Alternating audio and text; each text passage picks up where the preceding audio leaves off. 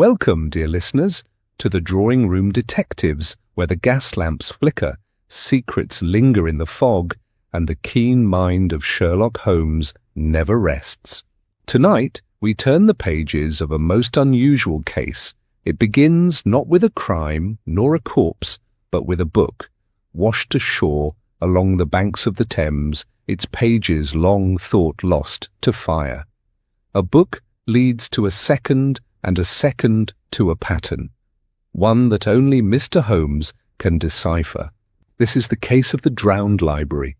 And before we begin, where in the world are you watching from? Let us know in the comments, and if you enjoy timeless mysteries brought back to life, be sure to like, subscribe, and ring the bell so you never miss a case. Chapter 1. The Book on the Riverbank. It was in the early spring of the year 1895, a season marked by relentless drizzle and a grey pall over the rooftops of London, that a case of singular peculiarity was first brought to our attention. At the time, my practice was quiet, and Holmes, though not engaged upon any matter of national urgency, had turned his restless intellect to a study of early Mesopotamian seals, which he pursued with a degree of zeal that rendered our sitting-room nearly uninhabitable for the presence of clay rubbings, chemical reagents, and pungent lacquers. We were seated one morning before the fire, he upon the floor surrounded by his paraphernalia, and I with the lancet upon my knee, when Mrs. Hudson entered, bearing a card upon a small tray. "A Mr. Allard," she announced, "from Featherstone's bookshop in Pimlico." Holmes raised an eyebrow. "Send him up, if you please." The gentleman who entered was slight and spectacled, with a scholar's stoop and fingers stained faintly with ink.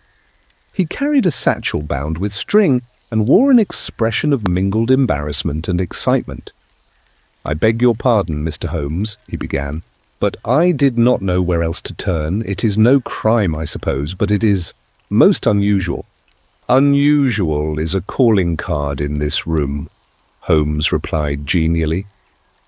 "Pray be seated, Mr. Allard, and tell us what has brought you here." The man took a chair by the hearth and opened his satchel with care. From it he drew a single book, badly warped and discoloured by water. Its leather cover was mottled with mildew, and its spine had cracked away to reveal yellowed stitching. "I found this," he said, 2 days ago. A boy brought it into the shop, claiming he had found it along the southern bank of the Thames near Battersea. I thought it no more than a curiosity until I examined it more closely. Holmes took the volume delicately and opened it. The pages, though sodden and stuck at the edges, bore the faded type of a theological treatise, Reflections upon the Early Church Fathers, printed in 1821.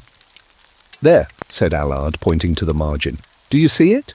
In the gutter of the page, running alongside a passage discussing the Gospel of Thomas, were a series of small markings, inked in a fine hand, symbols and slashes, not unlike the shorthand I had once seen used by clerks at the Admiralty."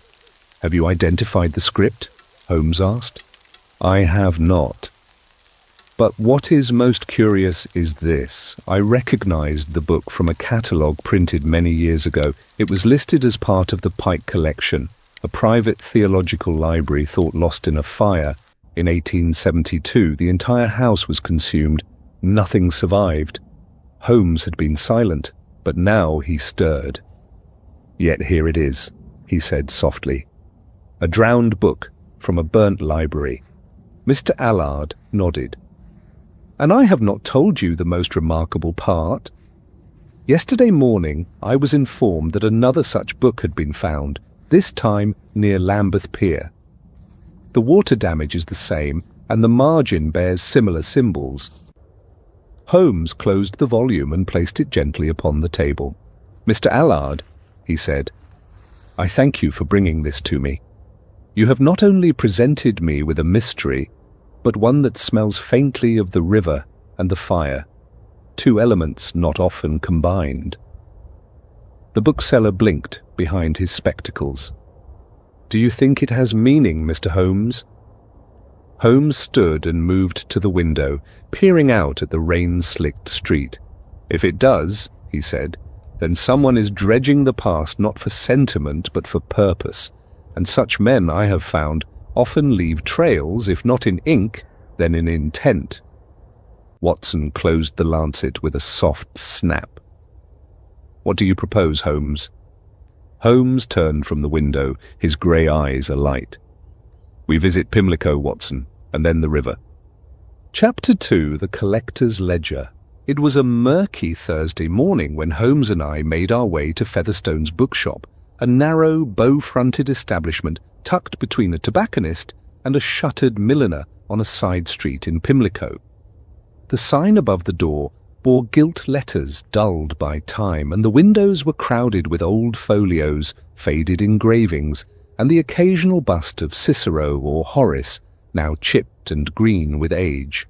Inside, the air was heavy with the scent of mildew and dust, a perfume known only to those who traffic in forgotten knowledge. Mr. Allard greeted us with nervous enthusiasm and led Holmes directly to a counter in the rear, where the first of the recovered volumes lay open upon a velvet cloth. "As I mentioned," he said, adjusting his spectacles, "this is the book brought in by the Battersea boy. I have made no effort to clean or alter it." Holmes drew a thin glove from his pocket and turned the pages with great delicacy. He paused at the margin markings, which, though faint, had not run despite the water damage. "Interesting," he murmured. "These are not letters, nor are they shorthand in the conventional sense. Observe, Watson, the consistency of spacing, and here this sequence repeats on page 47 in the same formation." I bent to examine them. "Could it be a code?" "Without doubt," Holmes replied. "But a code drawn not from language, I think, but from position. These are directional indicators. This set of symbols, note the 3 parallel lines and the small chevron, corresponds precisely with a cartographer's notation for a bend in a watercourse. You believe it to be a map?" "I believe it to be fragments of one." Allard, who had been listening attentively, now produced a slim ledger from beneath the counter. "I have here a catalogue of the Pike collection," he said. "It was published privately in 1869, and only a few copies are known to exist. I acquired this one from an estate auction in Hampstead last year." Holmes received the volume eagerly and leafed through the brittle pages until he found the listing for the book in question, Reflections upon the Early Church Fathers, shelved once in Section G, Cabinet the 3. "According to the note here," said Allard, tapping the margin, "this copy was annotated in Reverend Pike's own hand." Holmes's face darkened slightly, though with interest, not concern. "Then either these markings are Pike's, or someone has imitated his hand to add new meaning to a defunct library. Neither explanation bodes ordinary intent."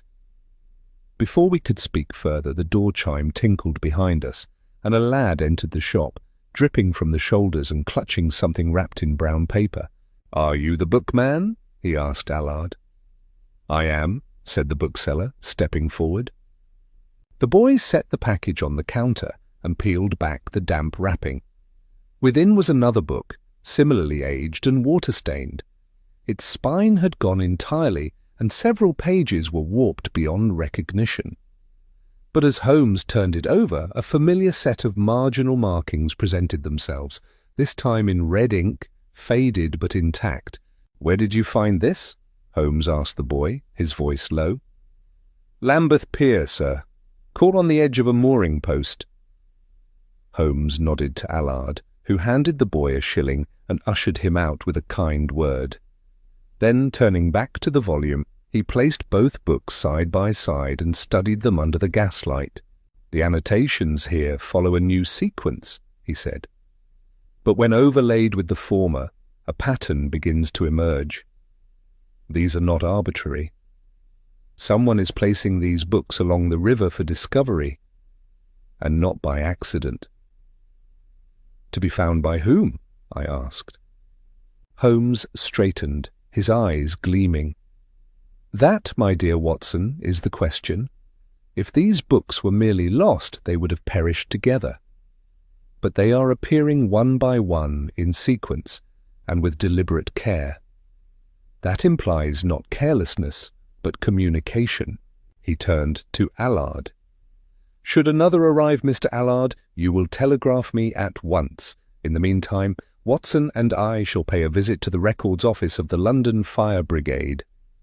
And what, I asked as we stepped back into the fog, do you hope to learn there?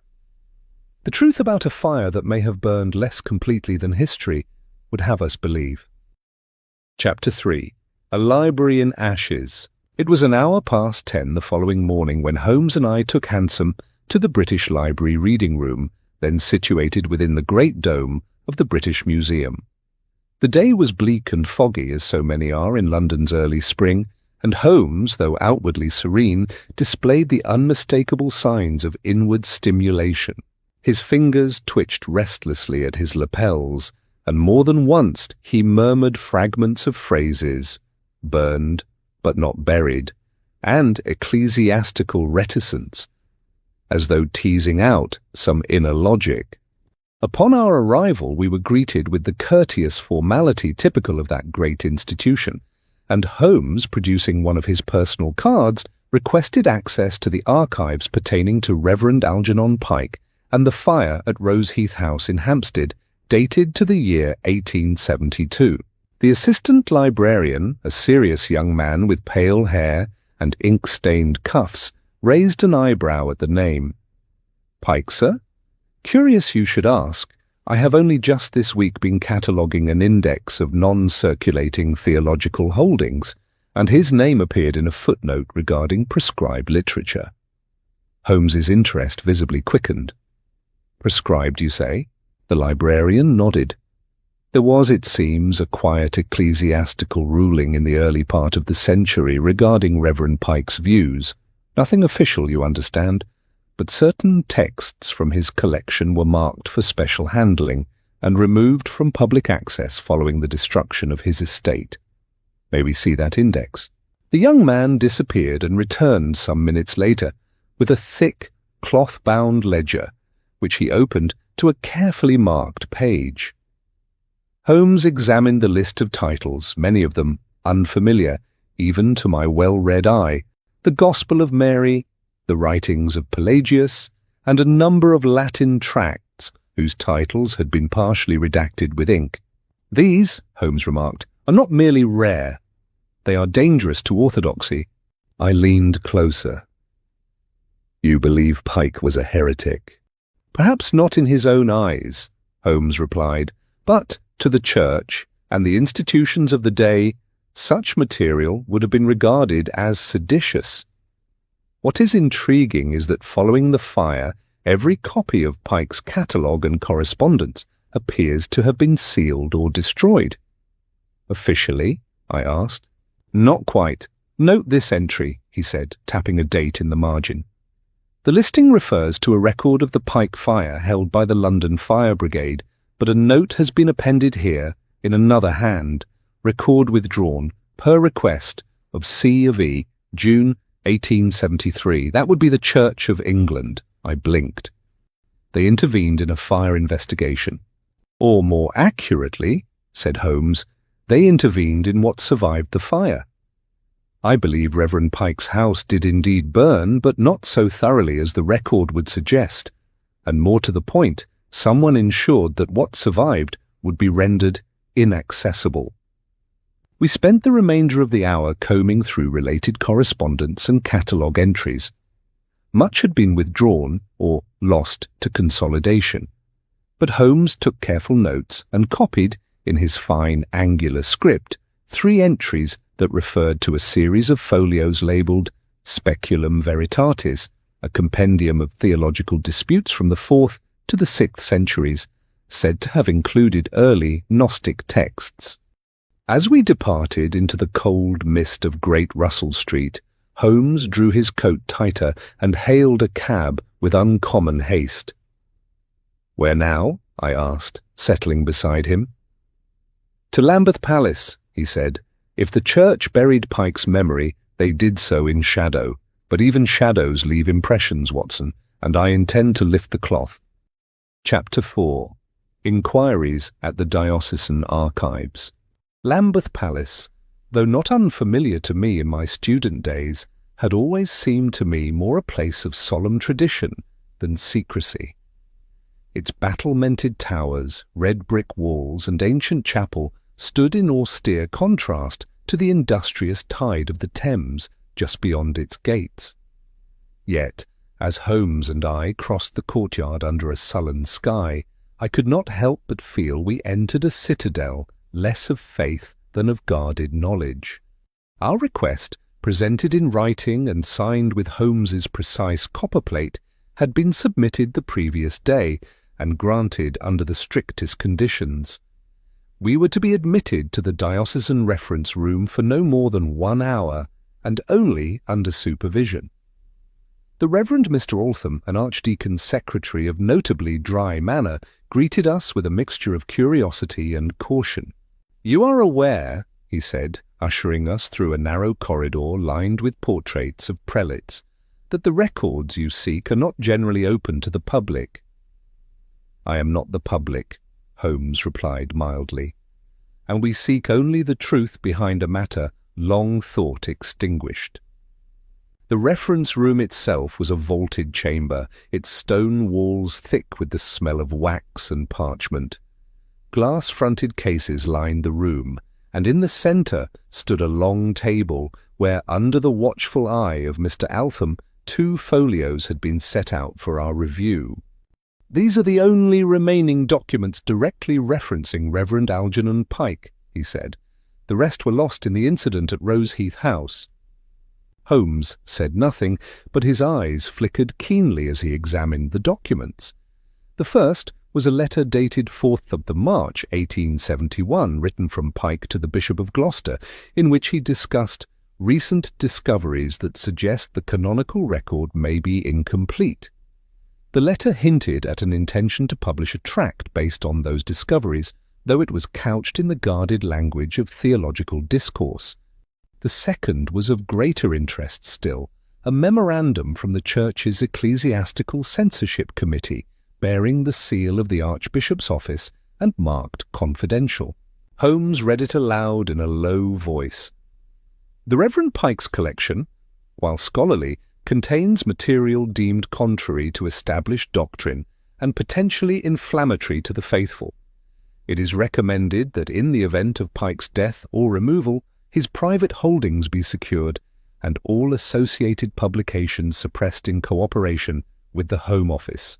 "Remarkable," I murmured. "It appears the Church feared his work might cause unrest." "Not unrest, Watson," said Holmes quietly.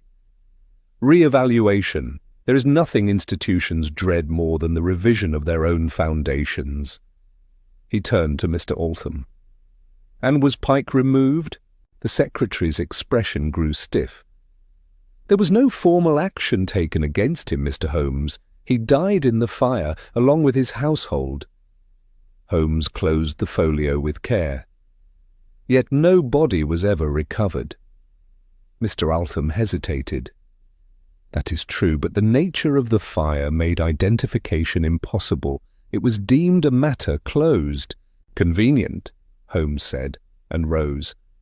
"I thank you for your courtesy. I believe we have seen all we need for now." As we exited into the chill air, the chimes of St. Mary's rang out across the river. Holmes paused at the gate and drew out his pocketbook, jotting down a note. "You suspect Pike may have survived?" I asked. "Perhaps," Holmes said. "Or perhaps someone else survived for him. The more I learn, the more I am convinced that those books are not flotsam, but messages sent from a hand that remembers too well the fire and what it was meant to silence." Chapter 5. A Man in Grey Wool. It was some days after our visit to Lambeth that I first became aware of the presence of the man in grey. The afternoon had been unusually mild for March, and Holmes, having retired from an unproductive morning of chemical experiment, had fallen into one of those long silences which I had come to recognize as fertile ground for mental calculation. I had taken my place at the sitting-room window of 221B, nursing a cup of tea and allowing my thoughts to drift when a slight motion across the street drew my attention. There, half obscured by a hackney carriage and pretending to read a newspaper against the railings of the park, stood a man of medium build, clad in a grey woolen coat and bowler.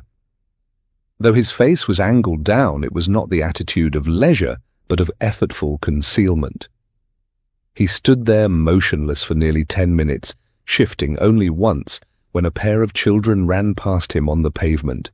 "Holmes," I said, without taking my eyes from the glass, "we appear to have gained a watcher." He joined me at the window in an instant, his long fingers parting the curtain just enough to afford a clear view. "Interesting," he murmured. "You see how his coat sleeve is worn at the cuff? A desk man, perhaps, not a labourer. But his boots are suited for walking, and his stance, narrow, cautious, suggests nervous purpose, not random loitering." As we observed, the man folded his paper, glanced quickly left and right, and proceeded northward at a brisk but measured pace. "Come, Watson," Holmes said abruptly, "fetch your hat." We descended quickly to the street and followed at a distance, Holmes adjusting our pace to keep just behind and out of view. The man moved with the confidence of one who knew the city well, cutting across side streets and narrow alleys until we reached the embankment near Blackfriars, where the fog clung low and the lamps cast golden circles in the mist.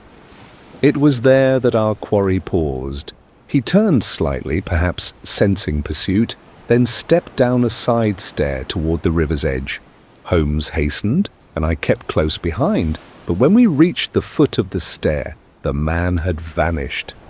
"Confound it," I muttered. "He must have slipped onto one of those moored barges." Holmes studied the fog-bound stretch of water, his gaze keen and expression unreadable. "No splash," he said. "No boat pushed off, no figure running. He knew precisely where he was going."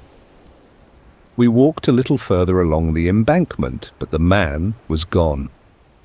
Holmes crouched near the edge of the quay and examined the stone. "Here," he said, pointing. "A scuff mark in the algae. Someone slid along the ledge. There too, a finger-sized depression on the railing.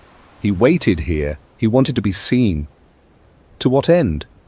"To judge whether we are pursuing or receiving," Holmes replied. "And I believe we are the latter." I looked at him, puzzled. "The books?" he said. "They are not meant to be hidden forever, Watson. They are being placed like offerings in a ritual. Our watcher is not guarding them, but guiding them, making certain they are found and by the right hands." We returned to Baker Street in silence, each lost in our own thought. As we reached our door, Holmes paused on the threshold and turned to me. "There is something in these volumes," he said, "some truth or relic that has waited too long beneath ash and water. And now, it seems, time itself conspires to raise it." Chapter 6. The Map in the Margins. In the weeks that followed the appearance of the second river book, our lodgings in Baker Street took on the aspect of a cartographer's den. Holmes, in one of his more fevered bouts of cerebral application, had transformed the sitting-room into a chaos of maps, measuring compasses, rulers, and India ink. The floor was littered with sketches and transparencies, some drawn on vellum, others traced onto fine tissue paper, and layered over one another with the aid of pins and brass tacks. "Observe, Watson," he said one morning, as I returned from my rounds and nearly tripped over a roll of parchment. "The symbols, though varied, maintain a consistent logic of orientation. This one," he pointed to a squiggled ink mark in the margin of the Lambeth volume, "is a stylized rendering of the temple steps, while this," he shifted to the Battersea copy, "is clearly a curve of the river opposite Millbank." "You mean to say these are not mere annotations, but coordinates?" "Precisely. Whoever inscribed these pages, whether Pike himself or another, is directing the reader by means of a spatial cipher.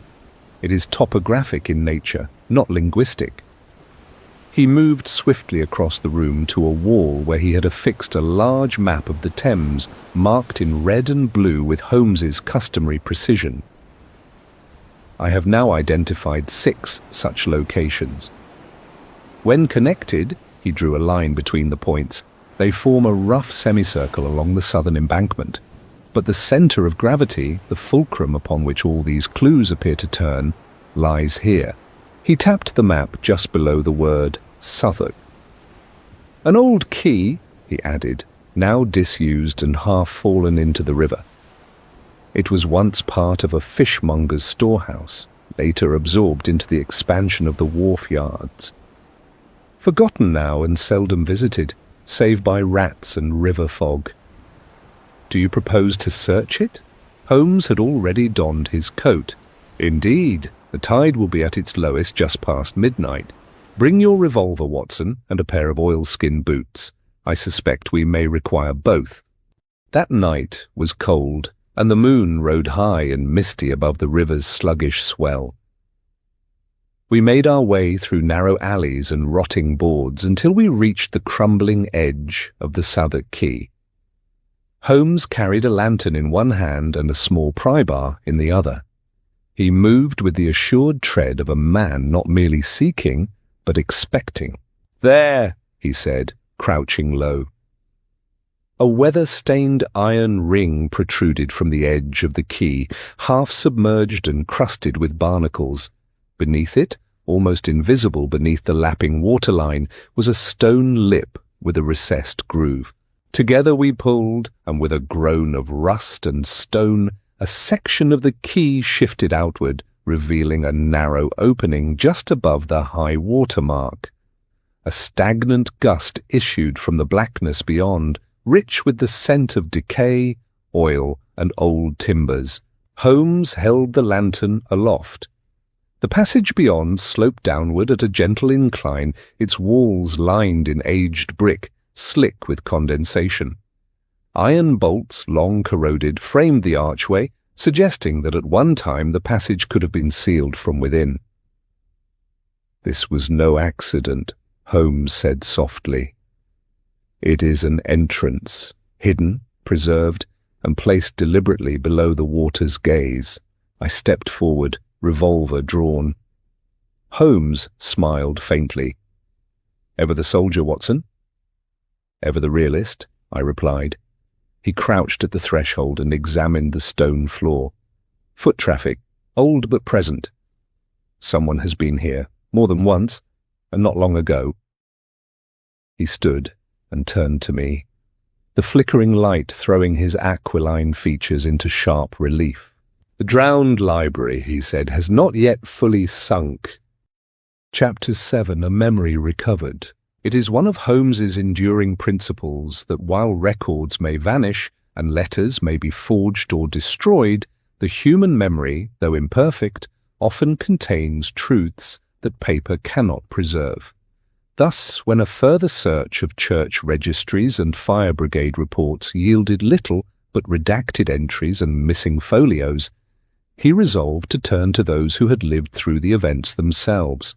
By some quiet inquiry through a network of former clients, Holmes located a man named Dunn, once an engine driver in the London Fire Brigade, now retired, and living modestly in a brick terrace near Stepney Green.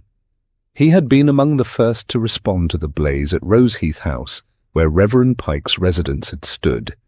We found Mr. Dunn in his garden, pruning a row of struggling cabbages. His beard was white and coarse, his eyes watery, but still sharp beneath thick brows. He greeted us with cautious hospitality and a mistrust that Holmes, through respectful tone and gentle promptings, soon dissolved. "You'll forgive me," he said at last, once we were seated in his small parlour, "but most folk who come asking about that fire are scribblers or clergymen. Never thought I'd see a detective wanting to know." Holmes steepled his fingers.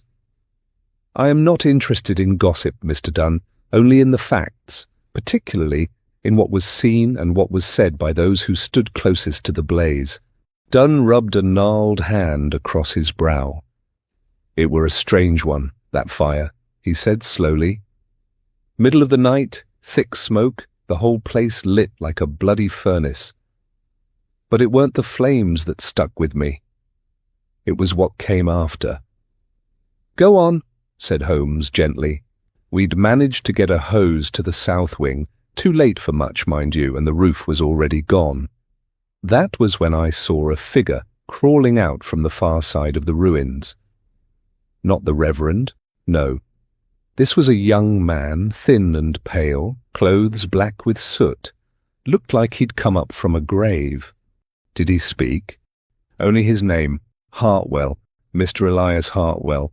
Said he worked for Reverend Pike, kept the catalogue, and sorted the manuscripts. "Was he injured?" I asked. "No worse than smoke and some burns to the hands, but before I could see to him properly 2 gentlemen arrived, black coats, tall hats, no badges but plenty of authority. They said he was under protection of the Home Office and took him away in their carriage. Never saw him again." Holmes's expression did not change, but I could see his mind turning behind those pale eyes. "Did they leave a name?" he asked. "Not one. But they had the look of men who don't take questions." "And you told no one?" Dunn shrugged. "Who'd listen? The Reverend was declared dead, and that was the end of it." Holmes rose and offered the old man his hand. "Mr. Dunn, I am deeply obliged to you. You have given us a thread long buried." As we left the house and turned down the fog-blurred lane, Holmes spoke softly. "Elias Hartwell, archivist, survived the fire. Removed by agents with no official record. And now, perhaps, the hand behind these drifting books." "Do you believe he still lives?" I asked. "If he does, he's an old man now," said Holmes. "But even the dying have motives, especially when they seek to cleanse the conscience rather than the record." He hailed a cab and turned to me with a rare glint of satisfaction. "Back to Baker Street, Watson. I believe it is time we laid a trap for a librarian." Chapter 8. The Archivist's Confession. It was on a sombre afternoon in early April, the sky a dull leaden grey, and the air heavy with the promise of rain, that Holmes and I journeyed to a modest convalescent home on the outskirts of Richmond. The establishment, Ivyhurst House, stood in quiet seclusion amidst a grove of beeches, its windows latticed and its grounds well tended, though not ostentatious.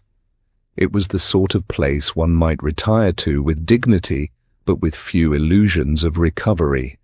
Holmes had said little during the cab ride, save for a few sparse remarks regarding the institution's reputation and the discreet nature of its admissions.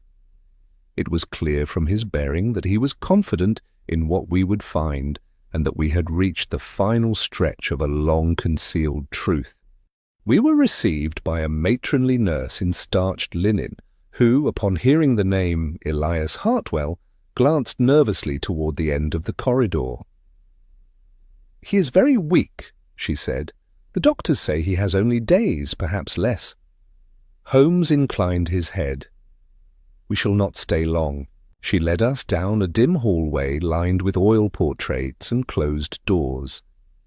At the far end, we were shown into a small, sunlit room where a thin figure lay beneath a patchwork quilt propped against a bank of pillows.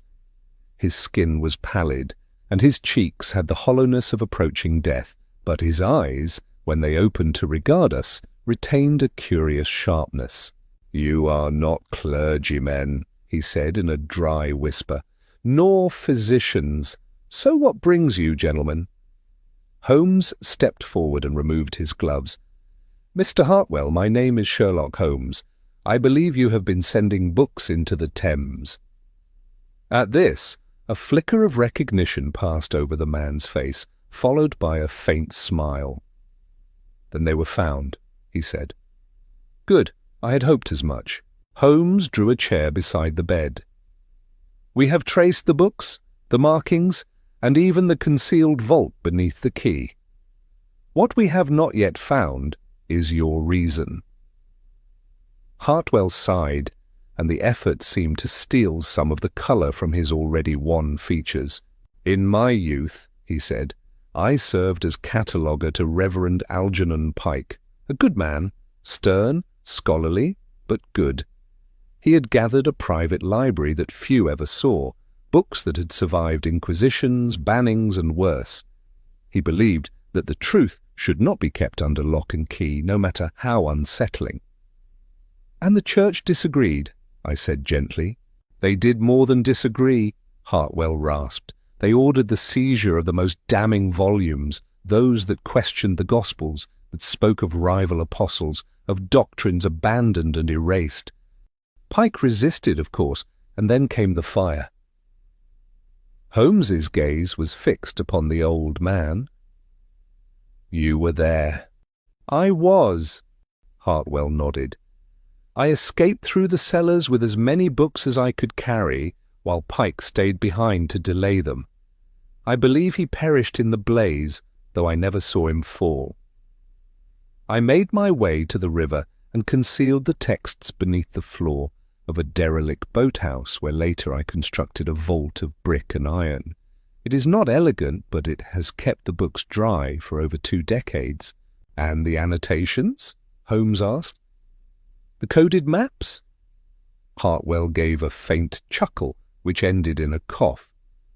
"I could not bear the idea that they would die with me, but I could not simply deliver them either. Too dangerous, too many eyes, so I devised a trail for the right sort of mind to follow, one who could find, understand, and perhaps protect them. You, Mr. Holmes." There was silence for a moment, broken only by the rhythmic ticking of a small clock upon the mantel.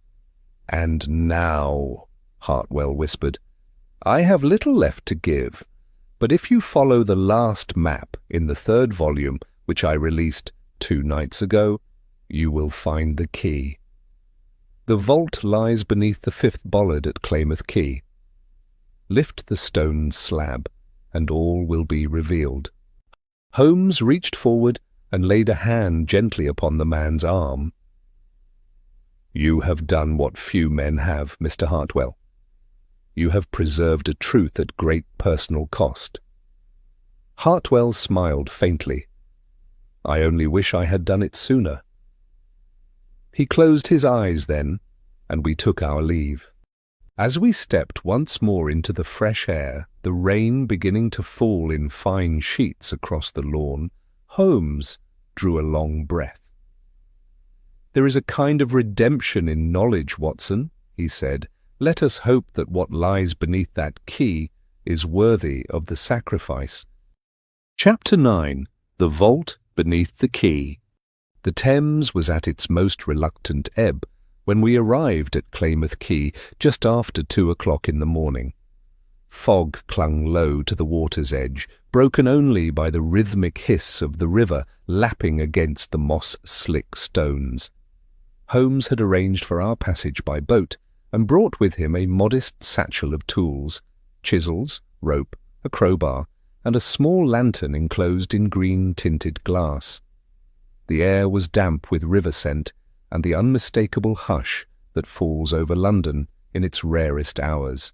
"According to Hartwell," Holmes murmured as we crouched along the quay's lip, "the 5th bollard from the edge hides a concealed stone. We must be precise, for the tide shall not remain our ally for long." I counted along the rusted mooring posts, pausing at the 5th, where a metal ring jutted from the stone, as if unused in many years. Holmes brushed away a film of algae with a gloved hand and examined the surface closely. Then, taking up his chisel, he inserted the blade into a thin seam I would not have noticed on my own. "With care," he said, more to himself than to me. A soft, cracking sound issued from beneath his hand. Slowly, with effort, Holmes lifted the slab free, revealing a shallow depression in the quay. Beneath it lay an iron ring attached to a hinged panel of stone, cleverly counterweighted. With a groan of ancient hinges and the aid of the crowbar, the false section gave way, revealing a dark passage descending beneath the waterline. "You were right," I said. "He buried them like treasure." Holmes nodded. "And now we must descend like thieves." We lit the lantern and made our way down a short flight of damp stone steps, the air growing close and rank with each footfall. The passage ended in a low, barrel-vaulted chamber, half submerged when the tide was high, but now dry enough to navigate. Set into the walls were wooden shelves and crates, every inch of them occupied by tightly wrapped bundles in oiled canvas and wax-sealed leather satchels. Holmes moved quickly, his hand skimming across the bindings. He selected one, unwrapped it, and held the brittle volume up to the lantern. "The Epistula Clementis ad Jacobum," he said, eyes gleaming. "A Gnostic epistle, suppressed at the Council of Constantinople. This one, the Acts of Thecla, believed apocryphal. And here, look at this, Watson, the Gospel of Judas, bound in Syrian vellum." I bent closer and saw that the script was in several languages, Greek, Latin, and one I could not identify. The pages crackled like parchment leaves, each one covered in cramped handwriting and marginal symbols. "These texts," Holmes said softly, "represent not heresy but history, the other side of doctrine, sealed away not by fire alone but by fear." We spent a silent hour cataloguing the titles, Holmes noting each in his black leather notebook. There were over 50 volumes, many bearing ecclesiastical seals, others clearly older than the earliest printed Bibles. All were preserved with extraordinary care. "How did he accomplish this alone?" I asked in wonder. "He did not," said Holmes. "I believe Hartwell had aid, perhaps from Pike before the fire, or perhaps from sympathizers within the church itself, men who feared too much knowledge but feared its total loss even more." At length, Holmes resealed the vault, camouflaging our entry point as it had been before. We stood once more upon the quay, the sky paling faintly with the first suggestion of dawn. "What will you do with the knowledge?" I asked. Holmes was silent for a moment. "Knowledge, Watson, is power, but only when placed in the right hands. I shall secure these volumes in trust, away from meddling authorities and profit-seekers. Let others debate their meaning in time. My task was only to find them." He turned toward the waiting boat. "And now let us return to Baker Street. We have navigated secrets long buried. Let the river rest and the city sleep again." Chapter 10. Agents in the Fog. It was not long after our return from Klamath Quay that the matter took on a more serious tone. Though Holmes had taken great care in concealing the recovered manuscripts, storing them in a hidden compartment within the vaults of a private law chamber near Lincoln's Inn, the very atmosphere around us seemed to shift. We had scarcely spoken of the find aloud since our return to Baker Street, yet already unseen currents stirred against us. On a morning of thick fog and distant chiming bells, a knock sounded at our door. Mrs. Hudson, whose expression bore a trace of concern, informed us that a gentleman had arrived, well-spoken, well-dressed, and not inclined to give his name. Holmes glanced at me briefly and then nodded. "Show him in, Mrs. Hudson, if you please." The man who entered was tall and angular, clothed in a dark morning coat with a pearl stick-pin and gloves of fine kid leather. His features were bland in that singular way possessed by those accustomed to remaining unnoticed, and his voice, when he spoke, was the voice of Westminster committees and closed-door inquiries. "Mr. Holmes," he began, removing his gloves one finger at a time, "I trust I need not introduce myself." "You have succeeded admirably in avoiding it," Holmes replied without rising. The man allowed a thin smile. "Then allow me to speak plainly. The volumes you recently recovered, ecclesiastical in nature, some of them bearing dangerous claims, belong, by quiet agreement, to the discretion of the Crown. I have been sent to ask, politely, of course, that you relinquish them." For what reason?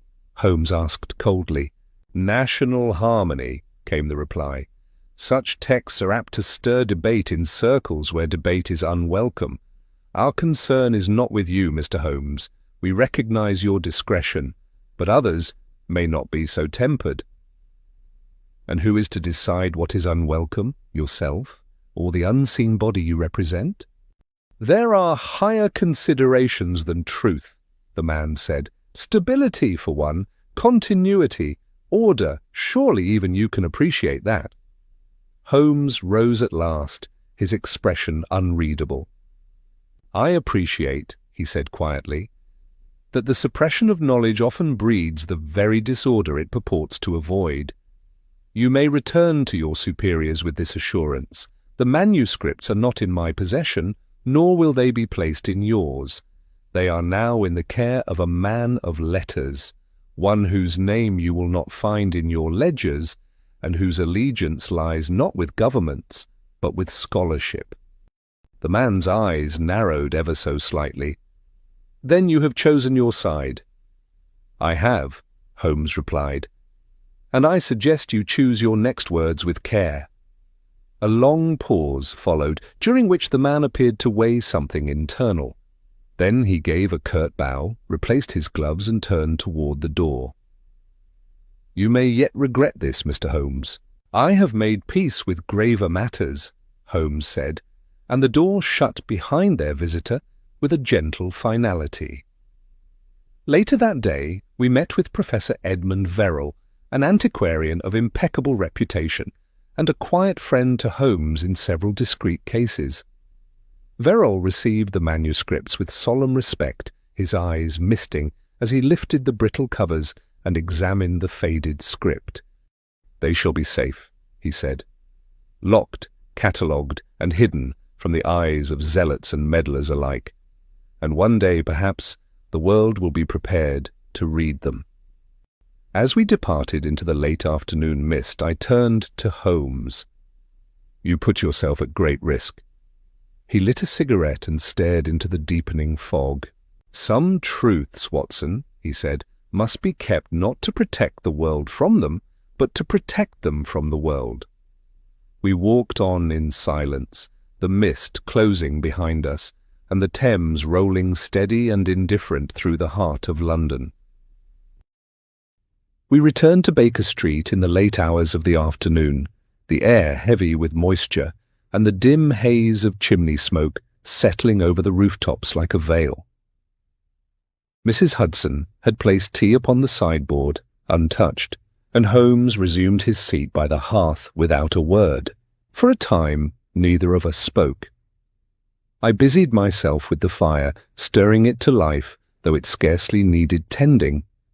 Holmes sat in still repose, his long fingers interlaced, his gaze fixed not upon me, nor the hearth, but upon the thin stream of grey light filtering through the lace curtains. Upon the mantel lay a single volume, the same weathered book Holmes had withdrawn from the Southwark vault days before. Its spine was cracked, its cover unadorned, save for the imprint of age and water. Holmes had placed it there as one might place a watch upon the table after a long journey, not as a trophy, but as a quiet reminder. At last, I broke the silence. Do you mean to publish them? Holmes stirred slightly, but did not turn his head. No, he said, not yet. But they contain knowledge, history. If even half of what we found is authentic. It is authentic, Holmes interrupted softly. I have cross-referenced 2 of the texts with fragmentary scrolls kept in the Bodleian and a privately held papyrus in Zurich. The handwriting matches, the materials are consistent. What we recovered is genuine. Then why not reveal them? I pressed. Holmes shifted his gaze to me.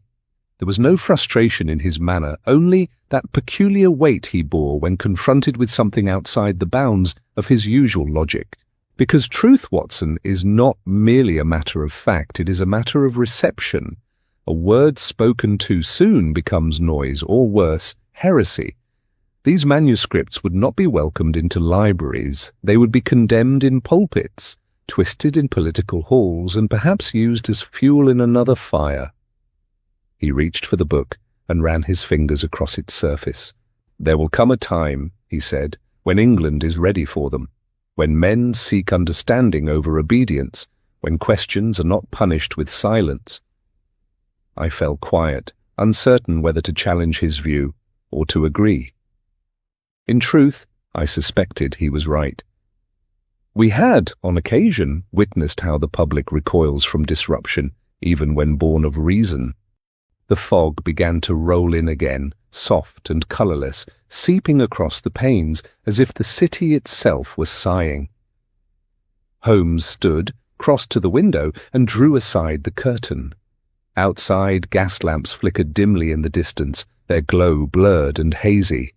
A hansom cab passed, its driver hunched low against the damp, and the cry of a newspaper boy drifted faintly from a far-off corner. Holmes did not speak again. He remained there as I gathered the tea things and extinguished the lamp. When I glanced back at him, tall, still, his profile carved against the pale grey glass, I saw that he held the book once more in his hand, turning it slowly, as if weighing not its words, but its burden. And in that quiet, as night folded itself over Baker Street, I felt that we had uncovered not merely a hidden library, but something greater and more elusive, an unwritten truth whose hour had not yet come. And so beneath the rising fog and behind the walls of old London, another secret slips back into shadow. The case of the drowned library reminds us that not all mysteries end with applause, nor do all truths wish to be known. Sometimes knowledge waits patiently, buried, sealed, and silent, until the world is ready to listen. If you enjoy tales of forgotten histories, quiet conspiracies, and the enduring brilliance of Sherlock Holmes, we invite you to subscribe to the Drawing Room Detectives. Until our next case, thank you for joining us. May your curiosity be sharp and your path always well lit.